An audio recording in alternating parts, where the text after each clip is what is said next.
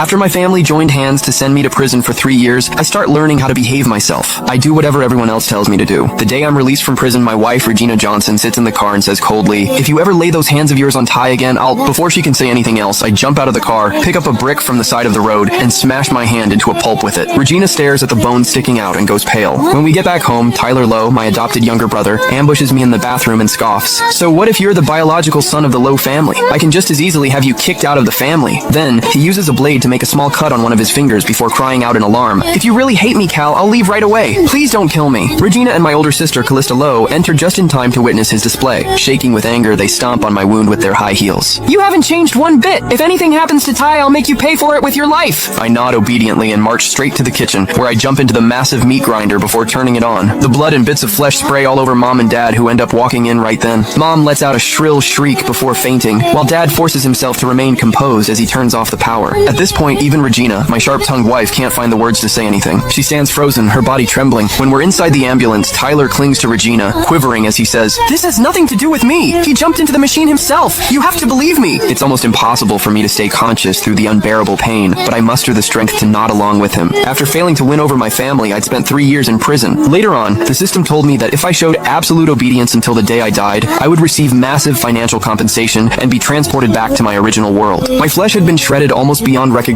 It took the doctors at the hospital 3 days to wrestle me from the clutches of death. As my wife, Regina Johnson, stared at my heavily bandaged body, pain flashed through her eyes. She turned to Tyler Lowe and asked slowly, "What exactly happened between you and Calvin in the bathroom that day? He used to value his life so much. Why would he jump into a meat grinder just because someone stepped on him?" Tyler's eyes darted around evasively as he replied in a wounded tone, "I have no idea. Cal went crazy out of nowhere that day. He called me a phony, saying that I was stealing his place. He said he wanted to kill me." My older sister, Callista Lowe, shielded Tyler behind her and shot me a vicious glare before saying, "Regina, Ty has always treated you like a sister. How can you suspect him like that?" She turned back to me, her eyes filled with disgust. "Do you have no shame, Calvin? Ty has been nothing but good to you, yet you're resorting to a nasty trick like this to set him up. If you wanted to die so badly, why didn't you just smash your head into a wall or jump off a building? You obviously made this huge scene on purpose to gain sympathy." Recalling what the system told me, I swiftly nodded. There were safety bars installed over the windows, so I couldn't jump from here. But if I smashed my head hard enough into the wall, I could finally be free. I threw off the blanket and forced myself upright with sheer willpower. The bandages all over my body were soaked through with blood, yet it was as if I couldn't feel the pain anymore. After taking a deep breath, I hurled myself at the wall with every ounce of strength I had left. The deafening bang echoed in the hospital room. My skull split open instantly. Blood streamed down my face and blurred my vision. Collapsed on the floor, I touched the dent in my head, feeling wistful. What a shame I didn't die from that. Just as I gathered my strength to charge at the wall again, Regina grabbed me and yanked me backward. For the first time in a long while, I heard panic and worry in her voice. "Calvin, what are you doing?" I opened my mouth and coughed up a huge mouthful of blood. The next second, my parents rushed over and pulled me into their arms.